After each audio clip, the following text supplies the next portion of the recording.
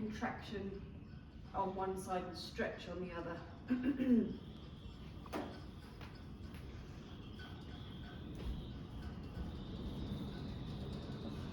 And then just resting your hip area and just give your shoulders a shake. It could be that you lift them up and down, it could be that you shimmy them forwards and backwards, it could be that you roll them, you could just lift them both and drop them both, whatever feels pleasant to you. Just bringing movement awareness, loosening into your shoulders.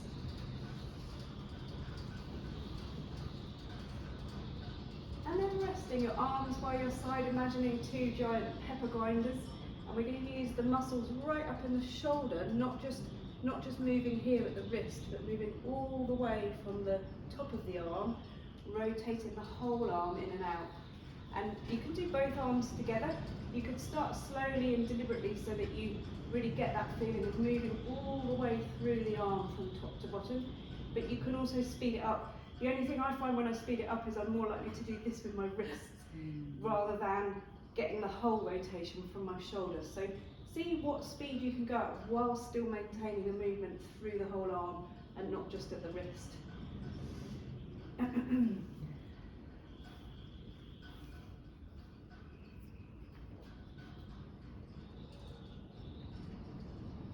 Good.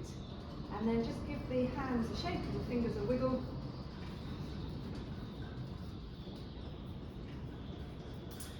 And we're going to practice a quick version of what's called the Doin, which I can't remember if we've done it in this block, but we definitely did it previously. Doin comes from sort of Qigong tradition, Chinese medicine traditions, and it's about opening up the blood flow, the lymph flow and the energetic flow through all the different pathways of the body. And it basically involves patting and tapping in different places. When you pat and tap, it's entirely up to you. Like it can be quite nice to be quite firm, but sometimes that can feel a bit tender on certain body parts, so it might be much quieter. And mostly with palms, but sometimes with gentle fists. So we'll adapt it as we go through according to how it feels to you. So if you start with your hands on your upper chest, just below the collarbone, and just pat across that area. And it could be with your fingertips, it could be with your whole palm, it could be quite firm or it could be gentle. And then pick an arm and turn that palm to face the river and pat down the inside of the arm from wrist to shoulder and back up again a few times. So patting that whole surface. Next time you reach your hand, give yourself a clap, turn your hand over and come up the outside of the same arm. So you're doing the same arm that you were patting before, but you're doing the other side. So between the wrist and the shoulder, up and down a few times. And then it's a bit of a reach, but just lifting the hand up and over onto the sort of neck, top of the shoulder, over the back. You can support the hand with the other hand, sorry, the elbow with the other hand. And up here, where there's quite big muscles that are quite, can be quite tight, you can pummel with a fist if it feels okay. And then just rest both arms and observe the difference, the one that's been patted and pummeled and the one that's been working hard to do the patting and pummeling. And then turning the other palm to the river, patting up and down between the shoulder and the wrist.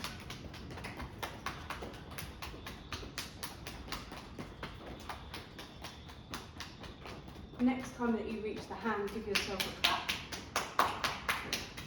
Turn the hand over and come up the other side.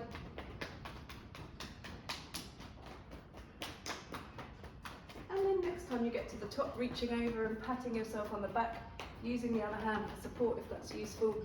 And either patting or pummeling, whatever feels pleasant to you, wherever you can reach in the neck, the shoulder, the upper back. And then resting the arms down, just give them a little swing. And then lifting one arm and patting between the armpit and the waist. So with loads of lymph nodes in the armpit.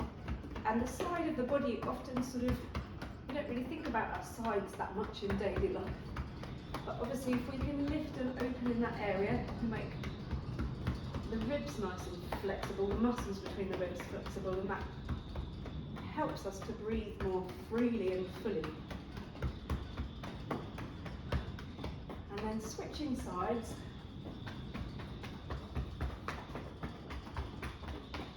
And as you go along the side, it's not sort of just like you can do the kind of the front and the back of the side, if that makes sense. So a bit of a zigzag. And then rest the arm down. And then just at the top of the chest, brushing down the belly. And then taking the hands to the back and pummeling. You can have sort of just like loose floppy hands, or you can make gentle fists. We're pummeling wherever we can reach up the back, down towards the top of the buttocks, and from next to the spine to the sides of the back, but not on the spine itself. So don't pummel the spine in the centre. So this is where the kidneys and adrenals are. And when we are busy or under any kind of stress, the adrenals kind of work overtime, and that can sometimes translate as a tired feeling back. So this stimulates that area of the adrenals. And then pummeling the buttocks. The muscles there are quite big muscles, so they can generally take quite a good hard pummeling.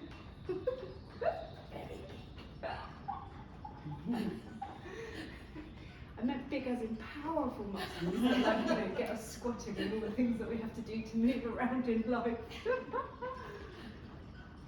And then just rest the arms down, give them a swing, all that work behind the body's hard work. So then we're working on the channels in the legs. We're going to do inside, outside, back and front separately. So to do the inside channels, if you turn your feet to the corners, and then going from inside of the hip down to the ankle. And it depends, you can do both hands in unison with each other, or sometimes it can kind of be easier to get the rhythm by going one hand and the other alternating. So whatever works for you.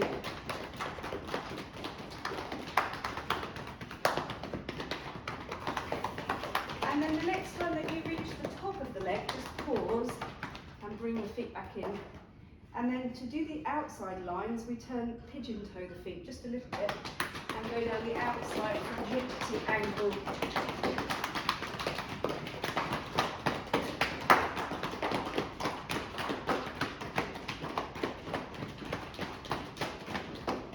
And then the next time that you're at the top of the leg, just pause. And then with the backs of the legs, you can sort of get into a bit like a chair position. I tend to pummel the back of my thighs, but pat with the back of my hand, the back of my calves. Pummeling feels too much for me on the calves. But whatever works for you, backs of the thighs, backs of the calves.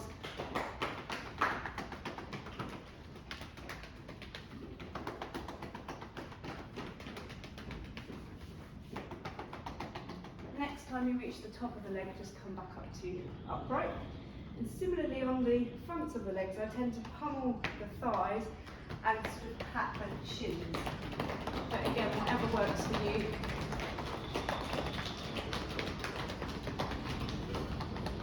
Got visitors way downstairs.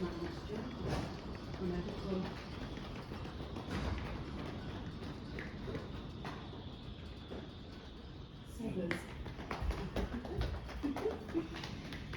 Next time you get to the tops of the legs, just pause there for a moment and just observe your legs, hopefully feeling awake and zingy. And we're going to sit down for the next two things. So just grabbing your chair. So for the next one, we're going to work on the sole of the foot. You could take the sole of the foot and give it a squeeze, or you could carry on with the patting and sort of clap between a hand and the foot.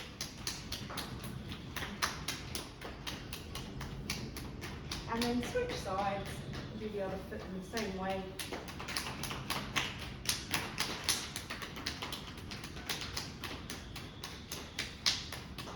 And then relax the foot down. And then as if you were brushing off cobwebs or something, we're just going to brush down the whole body, from the head, the arms, the hands, the back, the front, the legs, just brushing off all the way down to your feet.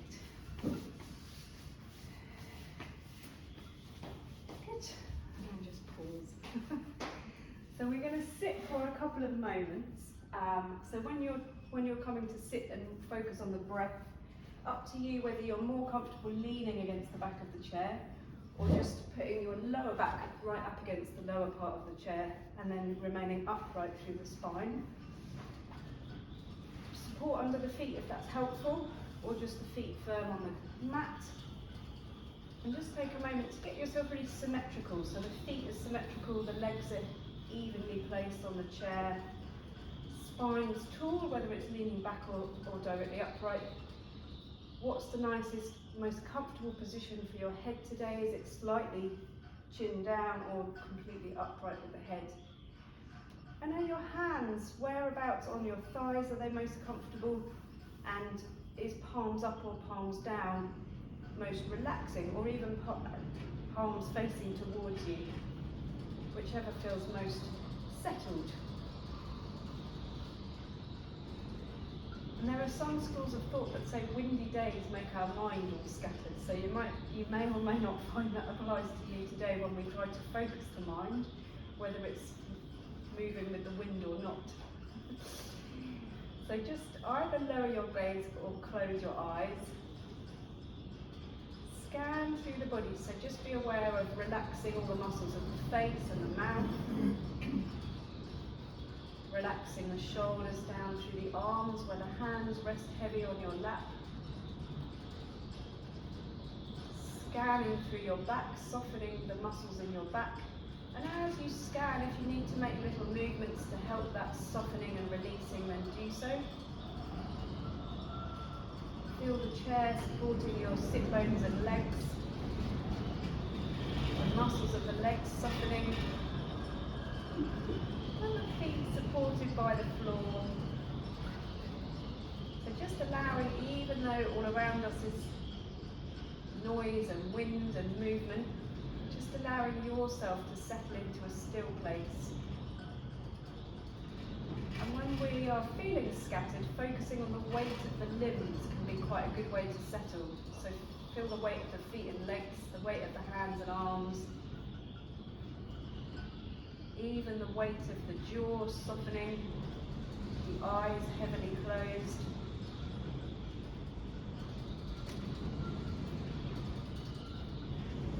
So whatever's going on outside, we can find a still point within. Turning your attention to your breath, particularly watching your outgoing breath. So following that pathway of your outgoing breath through the body, the throat, the nose, off into the space. Let the in-breath take care of itself.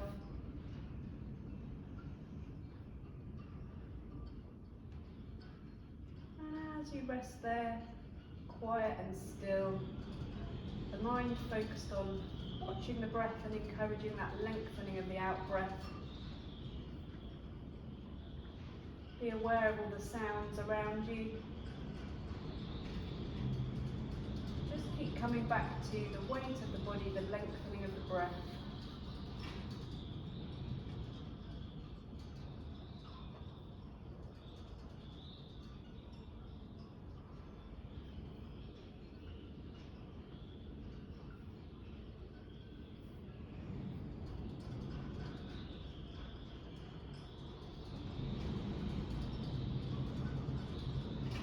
On your next out breath, just gently take your chin towards your chest. Blink a few times, looking down towards your hands and feet. And then take any stretches that feel good to you. You might want to rub the hands and cup the eyes or have a yawn. So just anything that feels pleasant to you.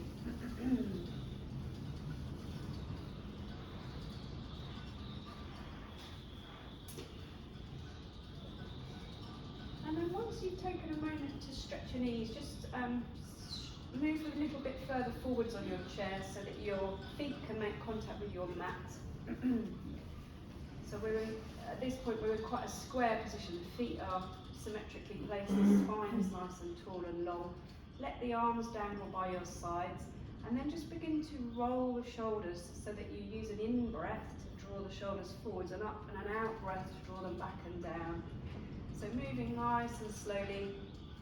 If you ever find that one shoulder feels so different to the other that you feel really, it doesn't feel comfortable doing both together, you can always alternate one and the other, because sometimes we get like a spasm or something happens, in which case it might be more pleasant just to roll one shoulder and then roll the other shoulder. But otherwise, if it's comfortable, roll them both together. The bonus of rolling them together is you get that point when you can squeeze the shoulder blades together with each other and sort of give the muscles in the middle a bit of a massage.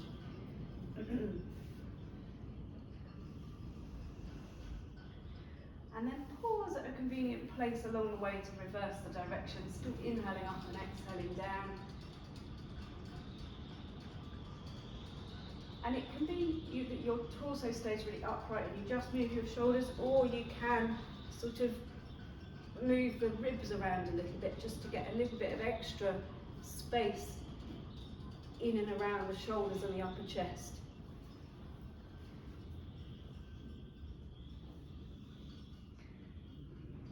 And then just pause and bring the hands back onto the lap so that you can give the arms and the shoulders a little bit of a rest.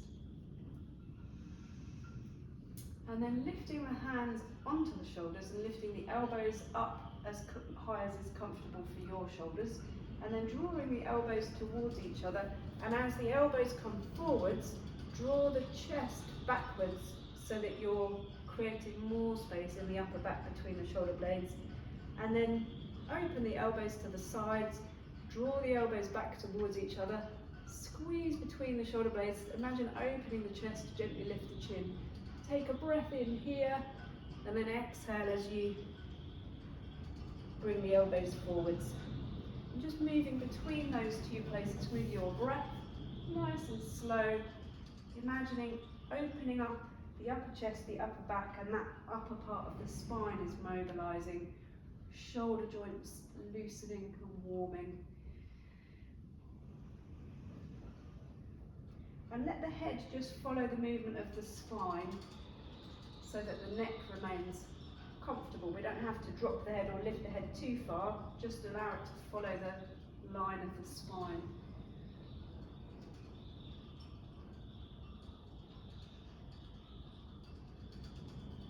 Next time that your elbows are forwards, just pause there and then settle your hands onto your lap. And let's just go for resting the elbows onto the knees today. So you're just leaning forwards a little bit, let the head and the hands be heavy, and take a couple of moments there. When we're just very slightly contracted in the front of the body, you can direct the breath into the back of the body. So imagine, particularly if you've got tight spots along the back or between the shoulder blades, imagine the breath opening up the back of the body with each inhale.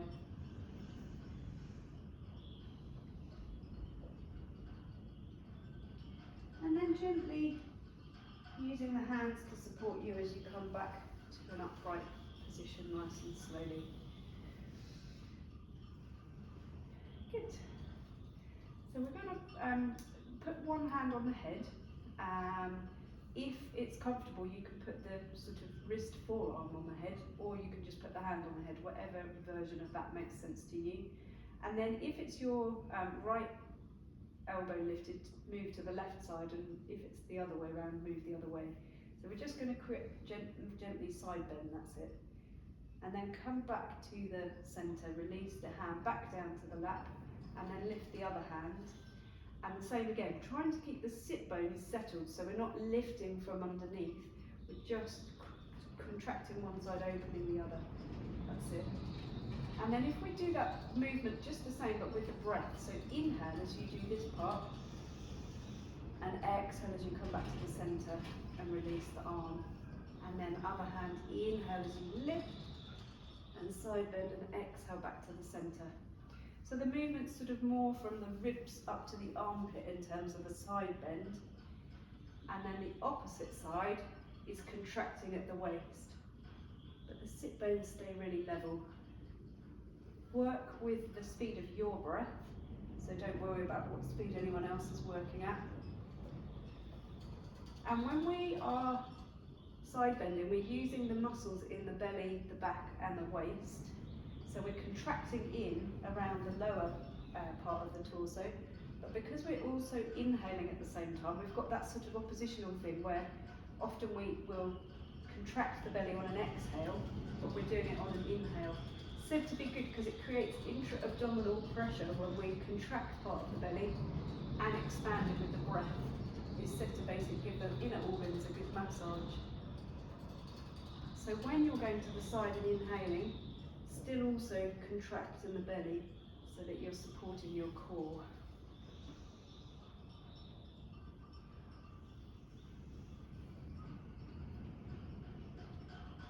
And I think in the main, everyone went to the stairs first, so do one or two more so that you end away from the stairs. And then when you are balanced, come back to the centre and rest.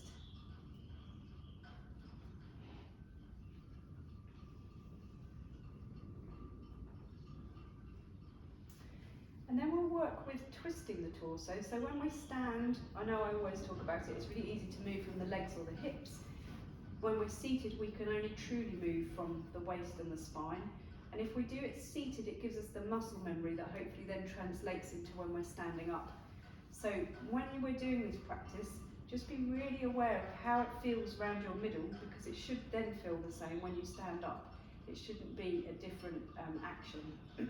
We do it just with the hands together in front of us and just rest the thumbs lightly against that upper chest, the sternum area. And then really lengthen up out of the waist through the spine to the crown of the head. Feel the feet and the sit bones really firm on the floor in the chair. Take a breath in, and as you breathe out, engage the belly and just turn towards the stairs, using the waist to turn the ribs. And then come back to the centre, take a breath in and expand the belly. And then exhaling, contracting the belly as you turn the other way. And because we're truly just moving through the spine, we don't go very far. Keep going with your breath. Inhale as you return to centre, exhale as you twist, and observe how it feels around your middle.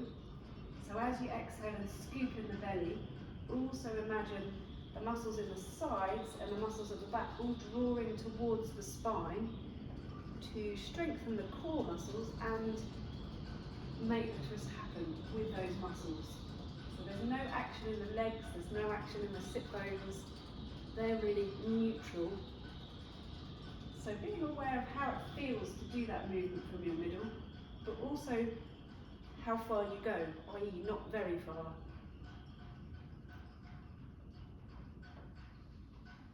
And you can get a little bit of extra rotation by, once you've turned, using the waist muscles to turn the ribs, you can add a little bit of extra movement with the neck, if that's comfortable, but the actual main part of the spine doesn't really rotate that far. And each time you're in the centre breathing in, also think about lengthening up so that it's really elongated spine that's being then rotated. Good. And we began to the stairs, so do one or two more so that you end away from the stairs. And then when you have come back to the centre, just rest the hands back on the lap, and we'll do that lean into the elbows again, so reaching forwards through the spine and then let the head hang heavy, the hands hang heavy. Imagine the breath moving into the back of the body, opening up any tight spots.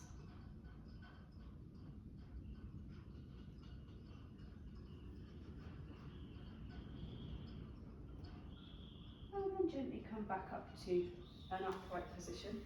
And we'll work with the seated cat and cow. So on the cat pose, when you tuck under the tailbone and let the head and shoulders come forwards, you can also reach with the hands towards the knees to get extra stretch in the back.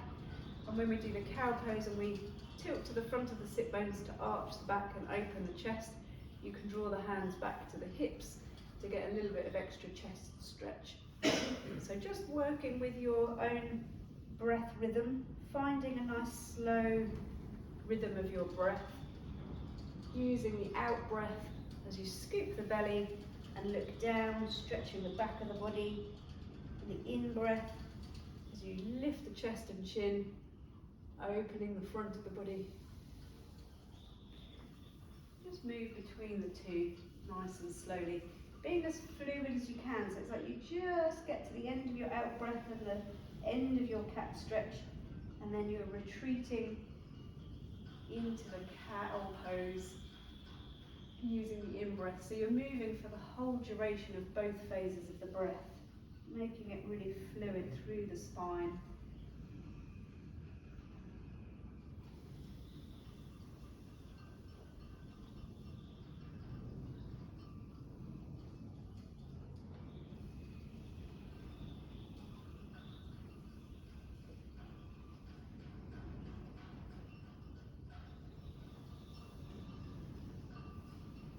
Just do one or two more. Finish with whichever of the two positions feels like the best place to finish for you. And when you reach your finishing posture, then just come back to upright. Take a moment just to let the muscles, the spine settle. And then one final lean forward, so resting onto the elbows. If you know that it really suits you and it feels really good to go lower, then you can either take the body onto the legs, or you can make space between the knees and take the torso into the space between the knees. But otherwise you might choose to just remain in the more upright position.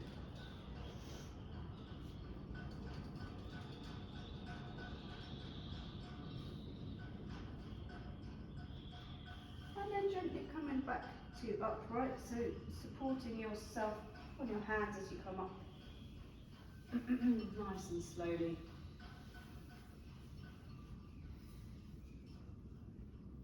And then we're going to come up to standing, so just step forwards from your chair.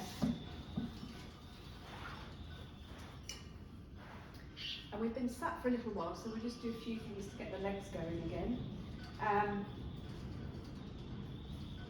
I've been doing, in my farm job, we've had to do loads of planting lately, so I've had to get right down close to the ground. And I've been doing what I've started calling the gorilla squat.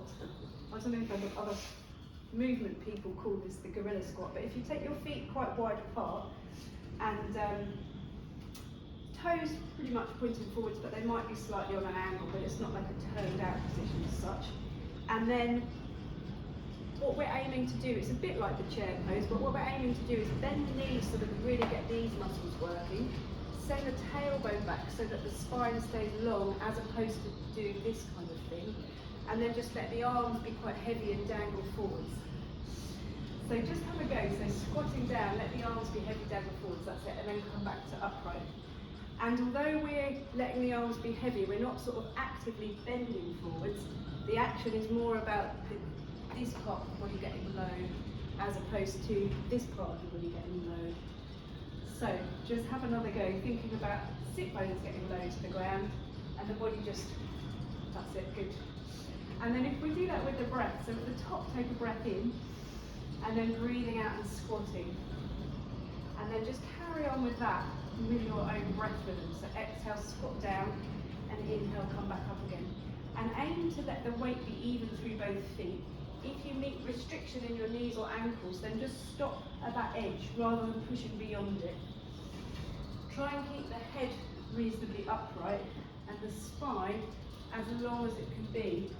So that the part of you that gets you close to the ground is the fold at the hips, which means you're utilising the muscles of the thighs and the buttocks to get low to the ground, as opposed to straining your back in any way. So it's quite powerful, it should get you feeling hot as the muscles become active and heat up. But you can use this, it's not so glamorous, and I have a friend that does actually call me a gorilla when I bend down to pick my bag up in this way. But it protects your back, because so often we bend like this, and then the back's in a more vulnerable position. When the spine's in its neutral alignment, it's much more protected. And that's what the muscles of the legs are for, to get us low to the ground and back up again. So you can try this in the garden or when you're doing stuff around the house. See if you can use the muscles of the legs as opposed to putting your back in a vulnerable position. So just one more gorilla squat and then come back up and give your legs a good shake. Did it feel alright? Yeah. And you can get really low with these muscles. I see so many people volunteering at the farm and they do this. And then apparently when you're doing this and then using force, so when you do this, if you've got your two discs, your two vertebrae like this, and the disc in the middle, when we lean forwards, the disc sort of gets squeezed. So the spine, the two vertebrae go like this, and the disc gets squeezed a little bit. So if we then add force to that and try and lift something up with a curved back, that's when we're likely to do damage to the discs. Whereas if we're like this and all the discs are nice and evenly pressured between their vertebrae, and we use this power to lift something, we're protecting our back much more. Holding it close. Sorry? And holding it close as well, yes, that's another thing. But it's sort of the integrity of the spine in its neutral alignment as opposed to like this that makes the difference, like weeding and all of that stuff that we do if we have gardens, or picking up heavy things, or people or animals, all the things that we might do in our life. But yeah, it's not so glamorous to be a gorilla, but it's better for your back. They know what's best, don't they? And if you see young children Evolution. picking things up, they more or less always do this. They rarely do this. So yeah, functional movement, not glamorous but helpful. Obviously, it depends on ankles, knees, and hips as well. But so we're going to come to our standing sequence of bends and stretches, but we're just going to do our forward bend that is in that sequence. So come back to having your feet a comfortable distance apart. Just have a little shuffle on the spot till you find whatever feels comfortable to you.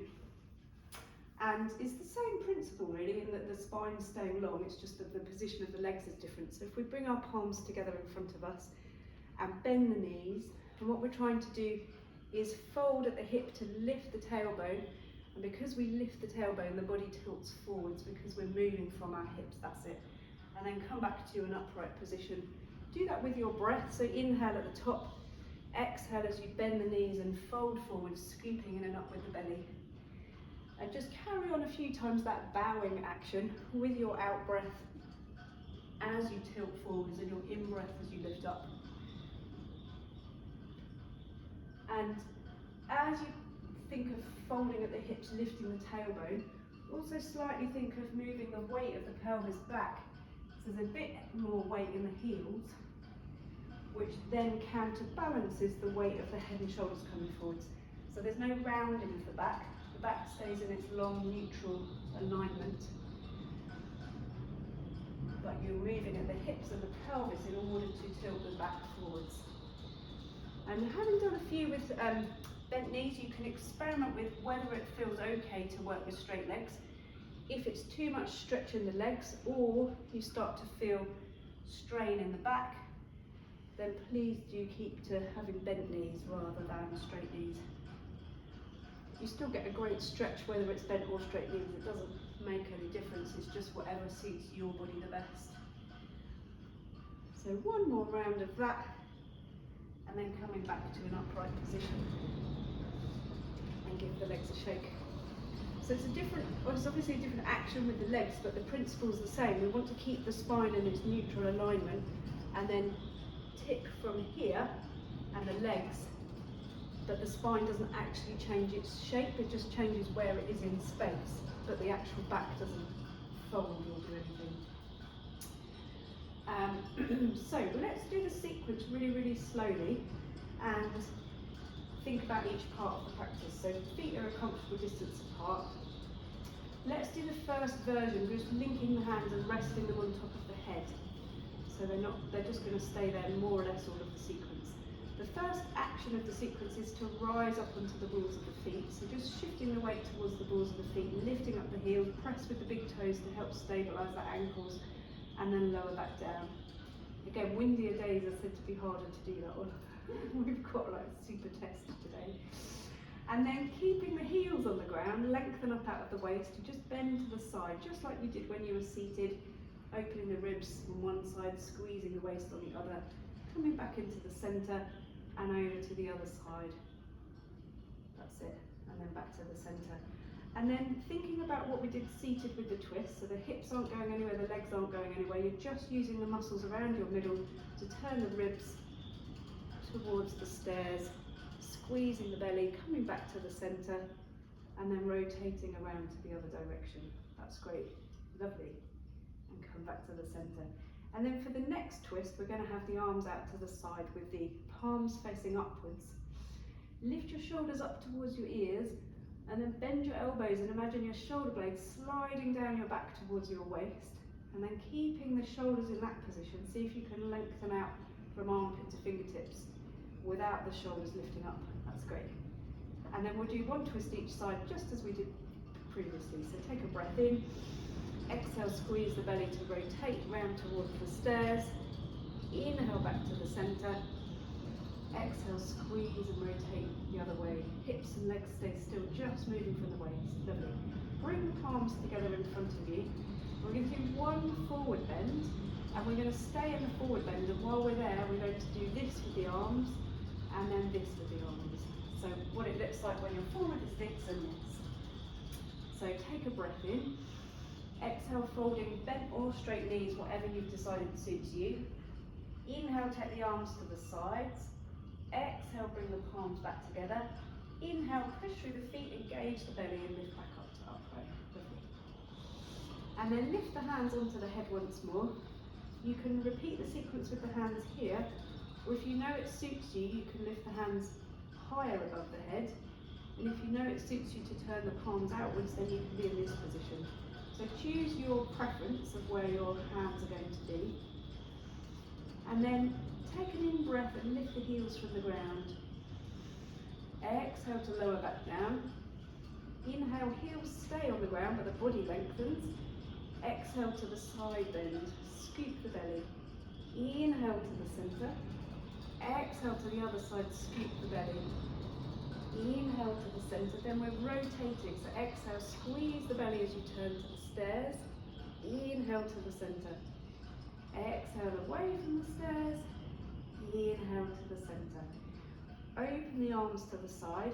Just have a little wriggle of the shoulders and get that sense of the shoulder blades drawing down to the waist. Length from the armpits to the fingertips. Take a breath in. Exhale, turning to the stairs. Inhale to the centre. Exhale away from the stairs. Inhale to centre. And then let's bring the palms together. Take a breath in. Folding forwards on the out breath. Arms like wings on the in breath. Hands to the heart centre on the out breath. And then inhale and lift up. And then return the hands to your position on the head, above the head, or up high with the palms out. We're going to do the same thing, but each time we'll start to the left instead of the right. The first thing is rising, so inhale, lift the heels. Exhale, lower the heels. Heels stay down, inhale, lengthen the spine. Exhale to the left side. Inhale to the centre. Exhale to the right side. Inhale to the centre, rotating away from the stairs. Hips don't go anywhere. Inhale to centre. Exhale towards the stairs. Inhale to the centre. Take the arms out to the side. Find that place of feeling like the shoulders are away from the ears. Shoulder blades are drawing towards the waist. Length from armpits to fingertips. Take a breath in. Exhale away from the stairs. Inhale to the centre. Exhale towards the stairs. Inhale to the centre. Bring the palms together. Take a breath in. Exhale, fold forward, scoop the belly. Inhale, arms like wings. Exhale, palms together. Inhale, lifting up. And we're just going to do one round of arching and forward bending. So inhale, lifting up and back. Palms together, roll your way forwards. You can stop at the knees or all the way down towards the feet. Let the body be dangling.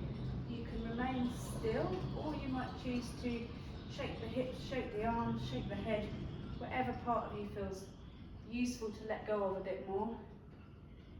Nice long deep breaths, heavy on the out breath.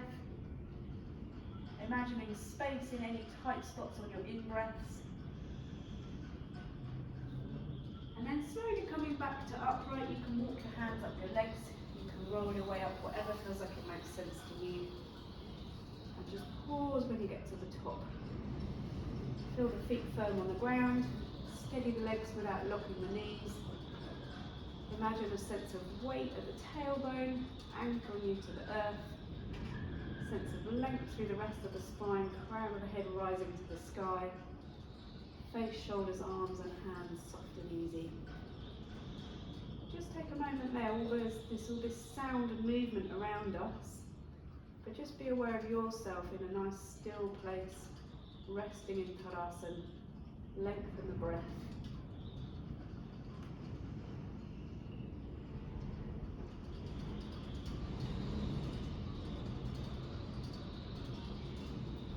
And then on an out breath, gently take your chin towards your chest, blink a few times looking down, and then have a little shift and stretch in any way that is helpful for you.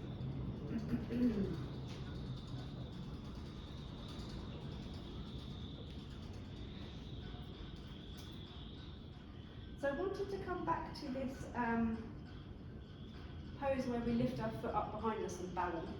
It is quite strong on the back, so err on the side of caution, particularly if you've got or have had a tender back lately. We just do a couple of things to prepare us before we get to the point where we potentially lift our leg, or not, as the case may be, depending on how you're feeling. So first we'll just stand in Tadasana and draw your arms back behind you a little bit so you get a little bit of opening across the ribs and the chest. And then imagine that you're trying to sort of like lift this upper part of the chest and the chin as if the sun were beaming down and you're trying to get the sun to radiate on this area underneath your chin and across the top of your chest. That's it. And you can experiment with the exact position of your arms to get that feeling of openness. It could be that you squeeze them more behind you, or you lift them up a bit, or you draw them down. But just looking for this sense of openness across the upper chest and through the front of the throat. Take a few spacious breaths there. Feeling the back of the body contracting to hold that position that allows the front of the body to open. And then just coming back to upright and bend the knees and just put the hands on the legs and round the back the other way just to counterpose that stretch.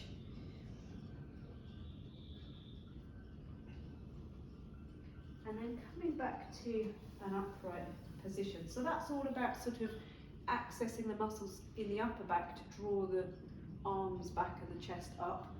Then if we put the foot behind us, it activates the muscles in the lower back to create that sort of arching in the lower back. So we're just going to stand on one leg and reach the other leg behind us with it very lightly touching the ground. So we're not really putting weight into that back leg, it's just very lightly touching the ground. And you can still imagine that sense of lift up under the ribs, openness in the chest. You can draw your arms back if that's helpful, like we did in the previous position, but you've got the added strengthening effect of reaching the leg back as well. So you can feel that the buttock and the thigh and the back muscles need to be active in order to hold the leg back behind you. That's it, good. Just pause there, take a few deep breaths. Feel that you're nice and firm and steady on your supporting leg, the other leg's stabilising you, and you've got that openness to the front part of the body. And then bring your feet back to parallel, put your hands on your knees, just round the back the other way to counterpose what you just did.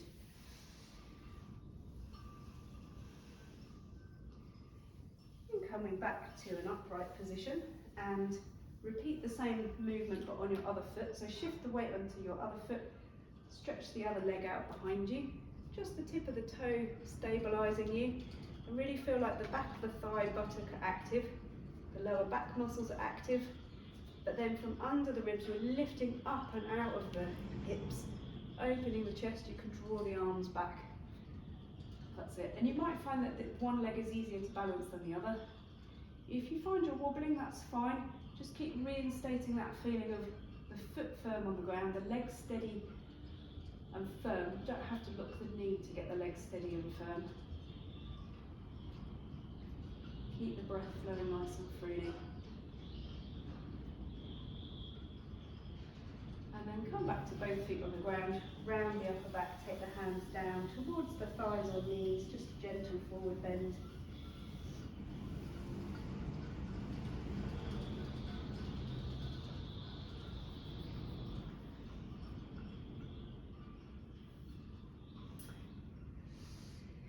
And then coming back to an upright position, we're going to repeat the posture we were just holding, but we're going to add a lift of the foot. So we'll be in this position, and then all we're going to do is lift and lower this back leg. Sometimes if your muscles are a bit tight, it can make the leg cramp. If you get cramp in the hamstring, just shift the foot forwards. In fact, we'll do this stretch before we get going, just to give the hamstrings a stretch. And if you then get cramp, come back into that position.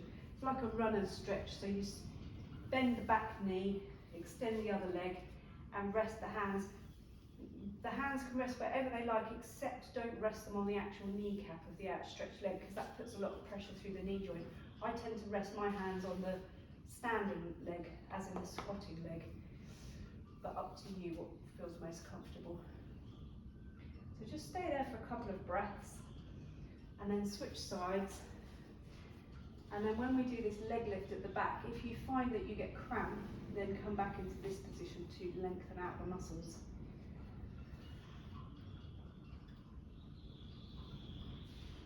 Good. So just come up and give the legs a good shake. And then pick a leg that you're going to stand on. Centre yourself over that leg. You can imagine big toe, little toe and heel making an anchor, like a triangular anchor. And extend the other leg out behind you, just resting very lightly on the ground. You can draw the arms back a little bit so that you get that lift under the ribs, openness across the chest.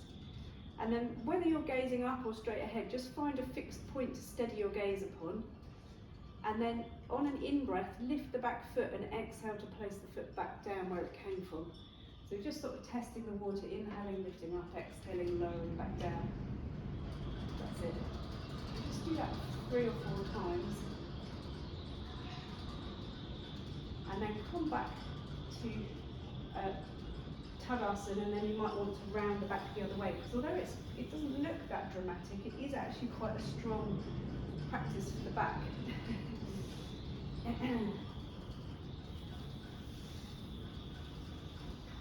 And then centering yourself over your other foot, so imagining big toe, little toe, heel anchor to the ground, extend the other leg behind you, lift up under the ribs, draw the arms back, open the chest, lift the chin as much as is comfortable, find a place to gaze, and then on an in-breath, lift the back foot off the ground and exhale it back down.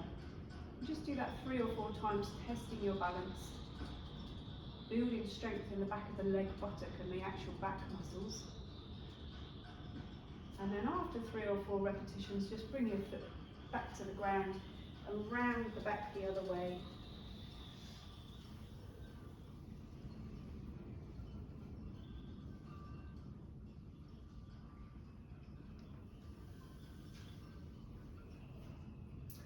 Generated some heat. Ah, it's kind of quite peaceful, isn't it? There's not much going on, but there is internally, because just all of the muscles at the back of the body are engaging.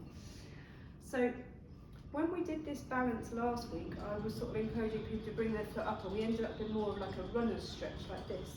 But by approaching it in this way, so we've already got the arch of the back, we've already got the leg extended behind us.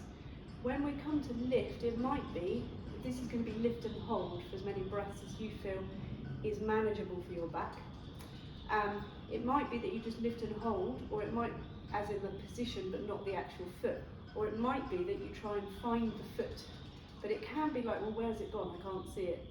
And it can be that you hold on to the fabric of your sock or your trouser or your legging, or it might be that you can reach the actual foot or the ankle. What then tends to happen though, once we try and hold on, is we tend to go, we're nice and symmetrical here through this part of the body, but then once we try and do this, we tend to make the body less symmetrical, And what we want to try and do is to keep the body really, the torso really symmetrical. I mean, it's not because you're holding your foot or your clothes.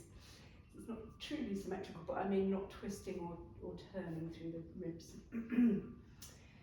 So we'll have a go, we'll find the position as we did, we'll lift the foot, we'll see if we can find it, otherwise just hold the foot in the air without holding it with your hand.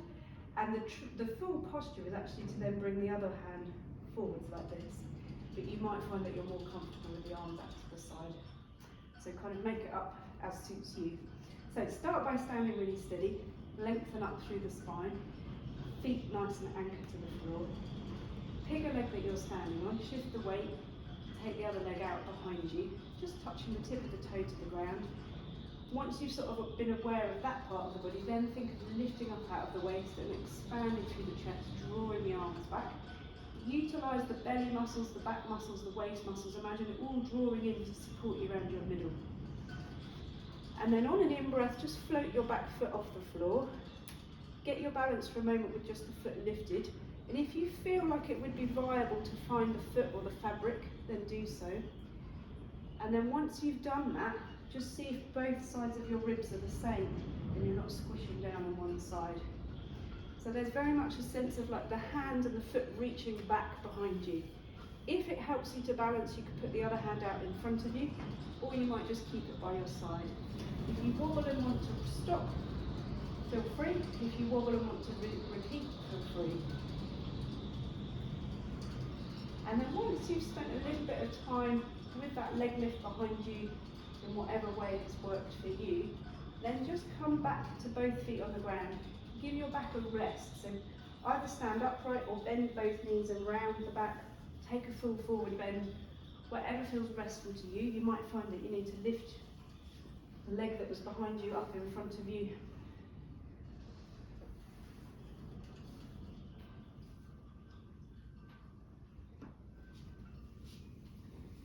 And then coming back to an upright position and just have a moment to pause.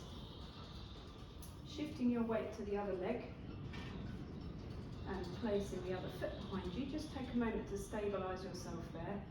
And then we've focused on what the position of the feet are doing. Also think about lifting up out of the waist, lengthening up through the spine. Good. Reach the arms behind you to have that openness in the chest. And then once you've got your balance, really slowly lift the back foot off the ground.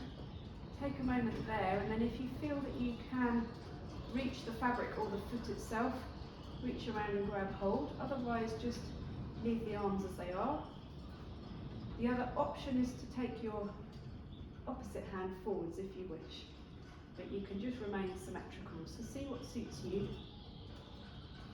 Keep anchoring the foot to the ground, steadying the leg, lengthening up out of the waist through that lifted chest and chin, steadying the gaze, breathing deeply. And then when you've held for as many breaths as feels like it's a challenge without strain, just release. You can forward bend, you can gorilla squat, you can downward dog, you can dangle, do whatever feels useful. Shake out the legs, lift the knees up in front of you. If your hamstrings feel really tight, you might come back to that runner stretch.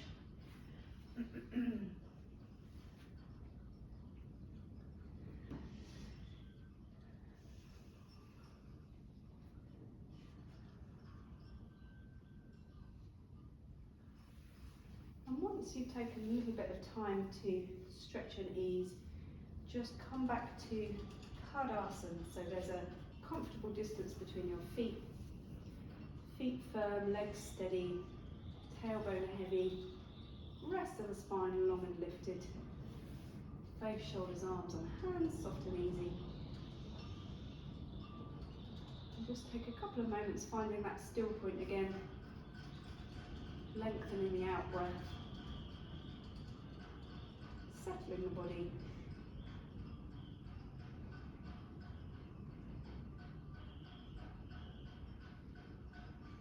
And then on an out breath, gently take your chin towards your chest, blink a few times looking down, and then just shift and stretch and ease in any way that's useful. Good. Good, so we've got enough time just to do a handful of things resting on the ground that are quite sort of softening and relaxing for the back. I will just show you them before you lie down, because once you lay down you'll be looking the other way.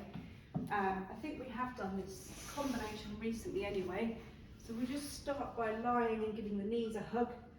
Various different ways you can hug and sort of lift your head up, or you can hug and circle, or you can hug and rock. You'll know when you get there what feels like it's most beneficial to your back. After some hugging and rocking, we'll place the feet and the hands to work with the bridge pose, just inhaling up and exhaling down.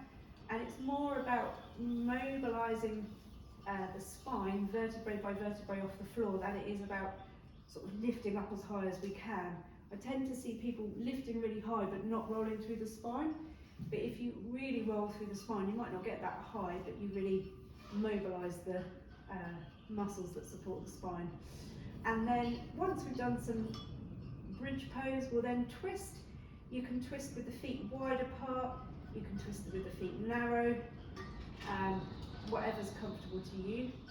And then you can either repeat your hugging, or if you like the happy baby pose where you lift your feet and either hold the ankles or the soles of the feet, then you might choose to do that happy baby pose. And then we'll do our relaxation. So a few different options. But yeah, grab socks and layers, have blankets like to your side of your mat so that you can easily get to them. And then when you're ready, lie down with your head to the river and your feet to the back door.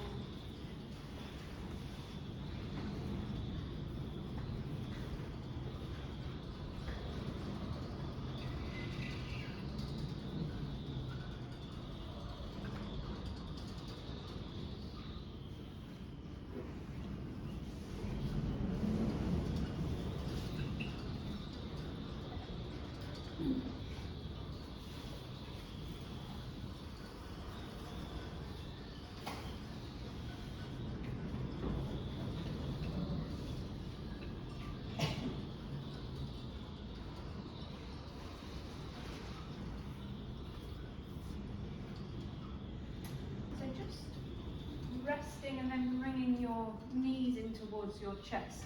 When we're hugging, you can have the knees touching each other, or you can have them wide apart. You can hold the front of the knees or underneath the knees. And you might choose to rock the knees forwards and backwards towards and away from your chest. You might choose to rock them side to side, or you might choose to guide them around in a circle so that you roll around the lower back. So just experiment and see what is comfortable to you.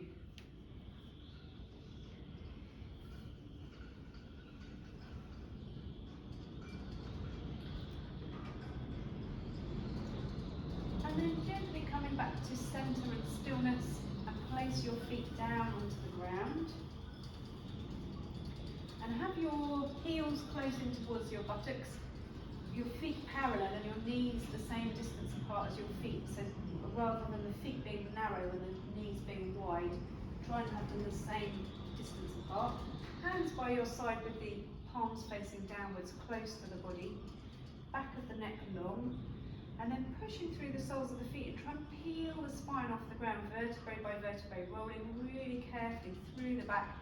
Wherever you get to is fine in terms of how high you lift. And then repeating the precision as you roll your way back down through the spine, vertebrae by vertebrae, placing the back on the ground. And then repeat that movement with your breath, using the in-breath to lift you up, rolling carefully through the spine, and the out-breath to lower you back down, rolling carefully through the spine. So imagine it's like a back massage by peeling the spine off the ground and working through all the muscles in the back on the way up and back down to the ground. Feet are nice and firm, arms are supporting you, palms can be quite firm on the ground.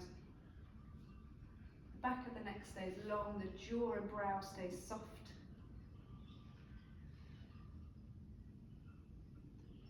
And focus more on mobilising the spine than any need to get particularly high with the lift.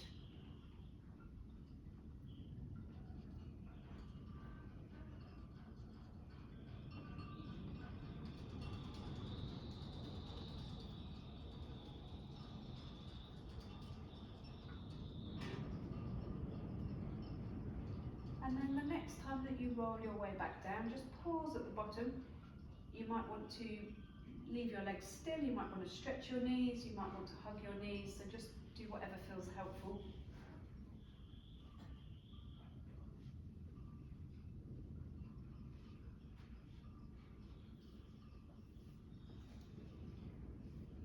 And then coming back to rest with the knees bent and the feet flat. You can, when we twist, you can have your feet apart or together. It's not that one's better than another, it's just different options. So you might also want to move your arms a little bit away from the sides of the body to make space for the legs to move. And then just in your own time, on an exhale, take the knees to one side and squeeze the belly. And on an inhale, come back to the center. And just carry on with your own breath, exhaling knees to the side, inhaling knees to the center. And each time that you exhale and the knees go to the side, really engage the belly so that you have some control in the movement of the legs. It's not just like the legs drop and pull on the back. If you engage the belly, then the weight of the movement of the legs is controlled by the core. So we're activating the core, the belly and the waist and the back muscles, as well as getting a gentle rotation through the spine. Head can stay upright, or if it's comfortable, you could roll the head so that you gaze away from the direction of the knees. Let the feet be really heavy on the floor, and it's quite a lazy feeling, the legs rocking from side to side, but with that effort in the middle as you exhale, engaging the belly.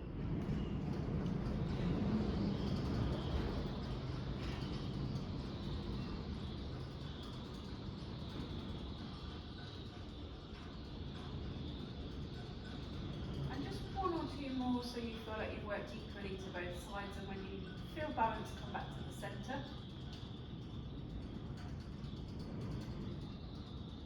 And then either repeating your hugging movement, or if you know and like the happy baby pose where you lift the feet up high and hold on to the insides of the arches, and then you can rock around in that position. So it does the same thing on the back in terms of the hug, but you've just got the different position of the legs. If it doesn't suit you, then just return to the hugging position.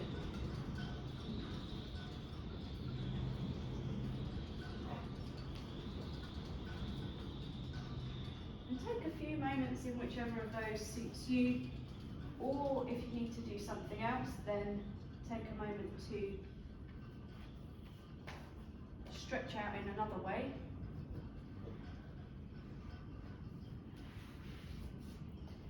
And then when you've had a moment to stretch and rock, then coming to rest in a comfortable position, really being aware of how your back is, whether you want to rest with bent knees and the feet flat,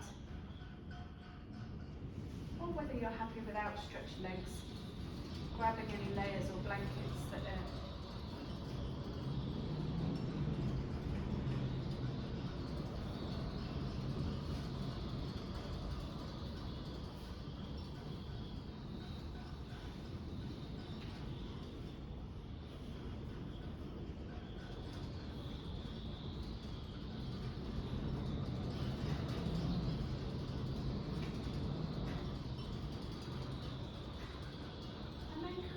rest.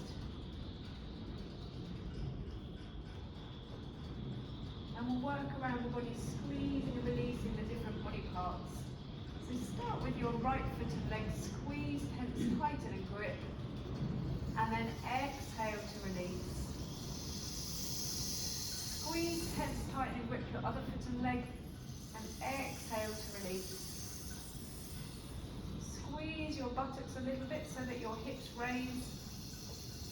And exhale to release. Press the backs of the shoulders down against the ground so the chest expands. And exhale, release. Draw your shoulders up towards your ears, squeezing into the neck. Exhale as they slide away and release. Make two fists, tense, tighten and grip both arms. And exhale, release. Screw up your face, eyes and mouth tightly closed. And exhale, release. And then lion pose, open the eyes and mouth, stretch the tongue and exhale. Relaxing your face. And just scan through the body. Make sure that your limbs are placed comfortably. Your back's happy. Bend the knees if you need that extra support. Check where your hands are resting, that they are loose and relaxed, whether it's by your sides or on your belly. And just finding that still place in your body, the flow of your breath coming and going, but there's that still quiet space within despite the movement and sound beyond. Just allow the mind to follow the words, directing each part of the body to relax, and all the different sounds to wash over you. I relax my toes, the soles of my feet, my heels. I relax my ankles, my calves, my shins. I relax my knees, my thighs, my buttocks and hips. I breathe freely, my legs are relaxing. I breathe freely, my legs are relaxed.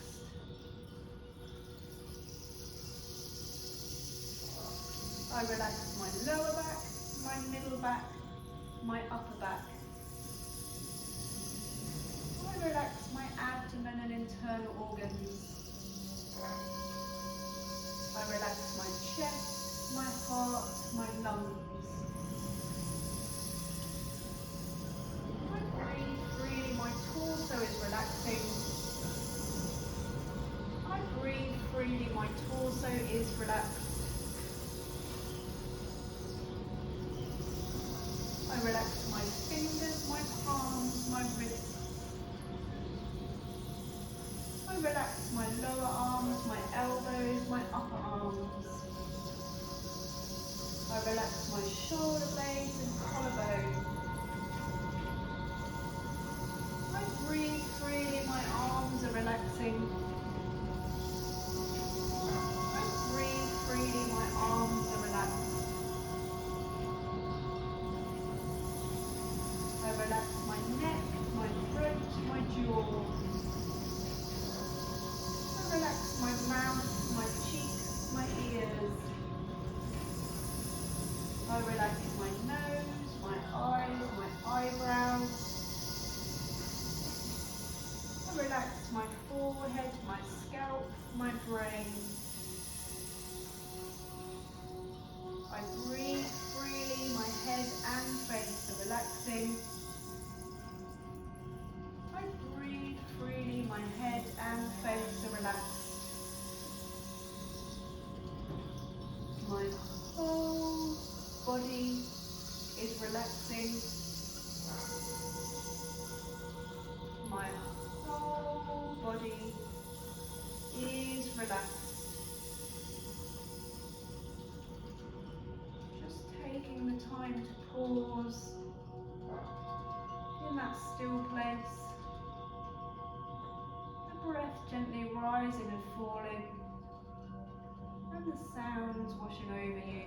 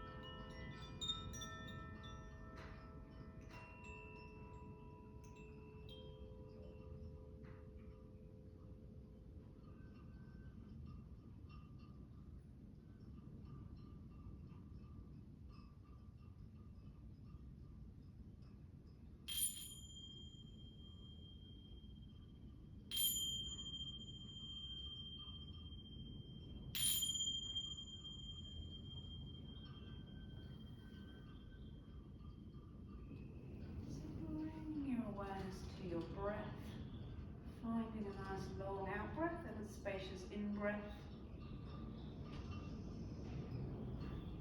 And as you lengthen and deepen your breath, be aware of the position your body's in and the feeling of your body against the ground. And when you're ready to move, start maybe just turning the head or wiggling the fingers or the toes.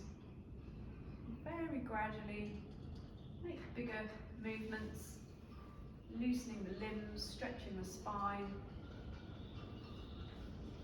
You might practice palming, rubbing the hands and covering the eyes. You might just need to stretch and yawn. So whatever movements feel helpful to you.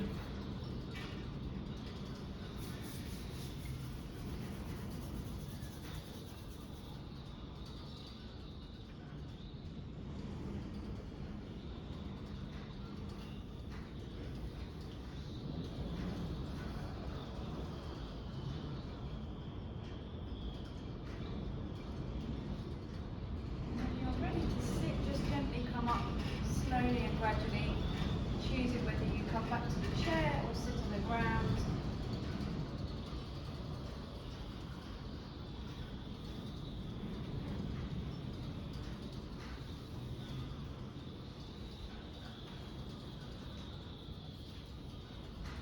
Placing your legs in a position that's comfortable. Once your legs are placed, lengthen through your spine. Soften the face and the shoulders. And we'll finish with the prana mudra, so the arms like a big cup. Prana, the vital life force that animates us. We take that from the air, the sun, the food, and the practices, the things that we do and think in our daily lives. So imagine filling up your cup of all the energy you need. And then in a moment we will, on an out breath, bring the palms together and down in front of us, either silently with a hum or with an om. So take a breath in, bring the palms together.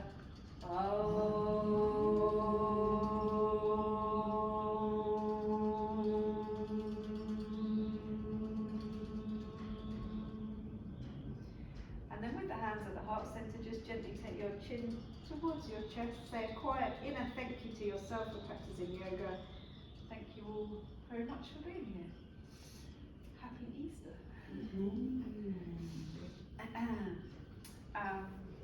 So there's no class next week, which is the 14th, and we'll be back on the 21st, and I will set up the bookings. I just haven't got to it yet, but that will be coming imminently.